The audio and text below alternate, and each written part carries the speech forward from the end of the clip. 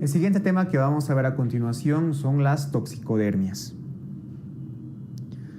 Bien, vamos a definir a las toxicodermias como reacciones cutáneas producto de la interacción de la piel con algún fármaco. ¿Sí? Quiero que te quedes con esto principalmente. Interacción de la piel con algún fármaco, por eso son toxicodermias, ¿no? Por lo general, estos efectos cutáneos son efectos secundarios de estos fármacos, ¿no? Y pueden ir desde un espectro muy leve hasta un espectro muy grave. Como aquí ves en la imagen, hay una afectación de tipo mucoso y es lo que vamos a ver más adelante como el famoso síndrome de Stevens-Johnson. Bien, te recuerdo algo principal. Las toxicodermias pues son un montón de tipos, ¿sí? Pero lo que vamos a estudiar ahora es simplemente el tipo eritema multiforme. O sea, este espectro de toxicodermias, si quieres repasarlas de alguna forma, te sugiero que vayas al texto de Dermato, ¿no? Donde vas a encontrar un montón de ellas. Por ejemplo, las vasculitis, la eritrodermia, ¿no? Y también el lupus inducido por algunos fármacos. Pero más específicamente, y donde nos vamos a centrar, son el tipo eritema multiforme, ¿sí? Bien, entonces vamos a definir al eritema multiforme como un grupo de patologías dermatológicas, toxicodermias, que se caracterizan por una erupción que puede llegar a ser generalizada y tienen generalmente un mecanismo inmunológico. Generalmente, la causa principal para producir un eritema multiforme son evidentemente los fármacos. Y dentro de los fármacos, los principales son los AINES, las hidantoínas y algunos antiepilépticos y los antibióticos, principalmente las sulfamidas. Evidentemente hay muchos otros fármacos que pueden estar vinculados con el eritema multiforme, pero estos son los principales. AINES, los antiepilépticos como las hidantoínas y los antibióticos, principalmente las sulfamidas. El eritema multiforme se va a clasificar en tres tipos: un eritema multiforme minor, el eritema multiforme mayor o también denominado síndrome de Stevens-Johnson, y el más grave, que es la necrólisis epidérmica tóxica. A continuación vamos a describir cada uno de ellos. El eritema multiforme minor. Tienes que recordar que este es el más frecuente. De los tres que hemos mencionado, este es el más frecuente. La etiología, bueno, en parte es infecciosa, o sea, aparece generalmente tras la infección por virus herpes simple, y por otra parte también es producto de la interacción con algunos fármacos.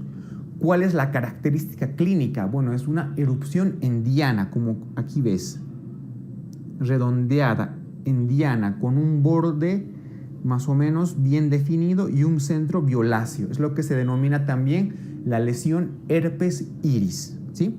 Donde aparece generalmente en las manos, en los codos y en las rodillas, ¿no? El síndrome de Stevens-Johnson. Bueno, a partir de aquí, tanto el síndrome de Stevens-Johnson como la necrólisis epidérmica tóxica, pues son lesiones dermatológicas bastante graves, ¿sí? Entonces, como concepto, te recomiendo que te quedes que es una toxicodermia bastante grave. A diferencia del eritema multiforme de tipo minor, estas son menos frecuentes. Evidentemente, la etiología es la misma, a diferencia de que aquí no es infecciosa, es prominentemente debido a la administración de fármacos. ¿Qué fármacos? Te recuerdo otra vez: AINES, antiepilépticos tipo hidantoína y antibióticos de tipo sulfamidas. El síndrome de Stevens-Johnson se caracteriza porque tiene un periodo prodrómico, quiere decir que antes va a aparecer síntomas como por ejemplo malestar general, puede aparecer tos, etc.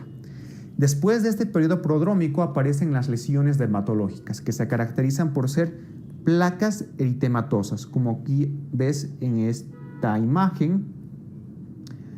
En la región pectoral del paciente son unas placas, como tú ves, eritematosas, extensas, ¿no? Y que algunas incluso tienden a la formación de ampollas.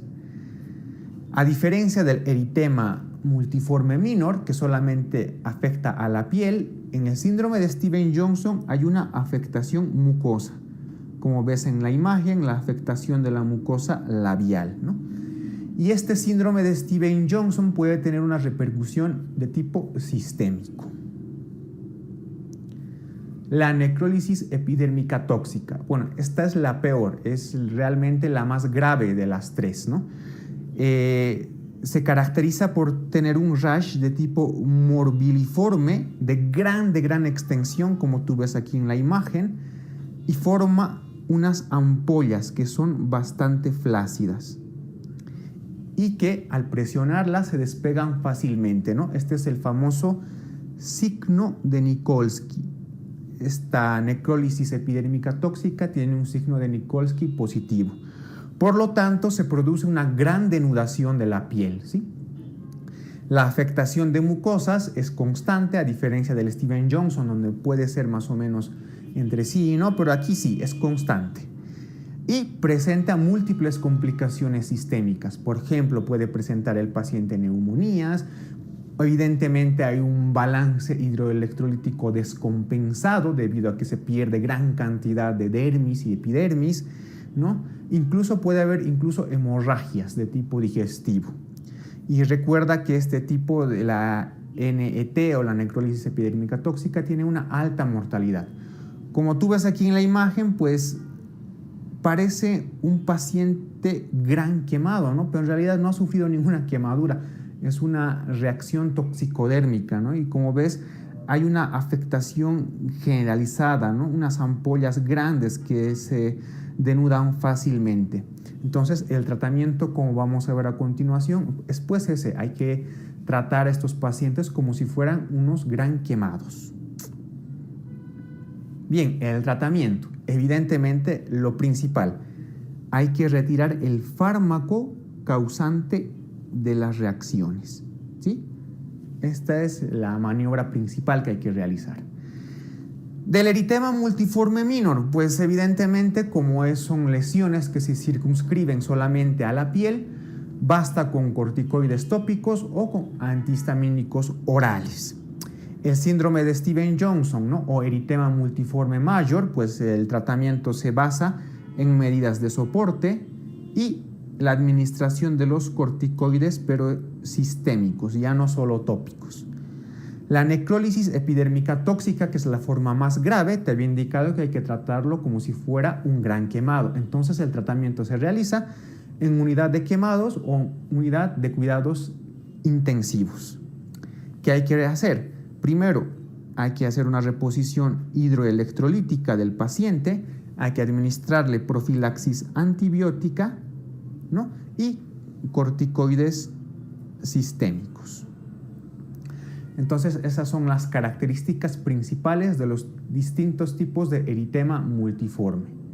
Otra vez te recuerdo, esta es una materia bastante bonita, pero la ventaja que tienes respecto de las otras es que son temas bastante cortos y que al no entrar imágenes en el examen, lo único que tienes que hacer es memorizarte conceptos solamente de tipo teóricos.